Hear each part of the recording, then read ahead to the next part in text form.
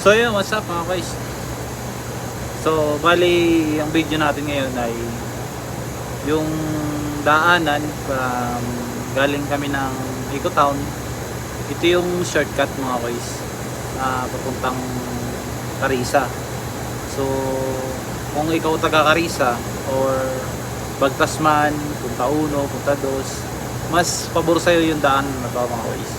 Mas malapit siya dito. Siguro mga 5 to 10 minutes nasa Ecotown ka na. So ito yung road na dinadaanan namin mga guys, papunta na to sa bahay.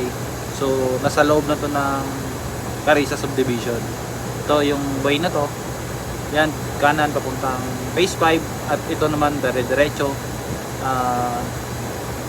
Ito yung malapat na kalsada na nakikita natin pag pumunta tayo ng Edge.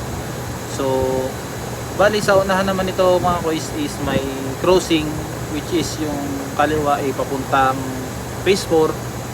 Ito yung kaliwa niyan. So, at pagkanan natin is makikita natin yung Lani Store at karugtong pa rin yan mga guys ng phase 5. At dyan may daanan din tayong may medyo makipot na sarado yan tuwing alas 6 ng hapon. Ang bukas naman yan ay alas 5 ng umaga. Ayan mga guys, yan, kakanan tayo dyan. Yan yung may sarahan yan dyan, may oras din bago magbukas. Kasi private property yan mga guys. So yan, dire-diretso lang tayo hanggang sa makarating tayo ng bahay. So bali, hindi ko na sa inyo ipapakita kung saan yung bahay namin. Ito yung way ng galing sa Ecotown papuntang Carissa. So di naman kayo maliligaw dito kung kabisado itong lugar na to. So sa mga hindi nakakalam, i-Google Maps na lang mga guys. So yun lang, shout out sa inyo mga guys, and drive safe,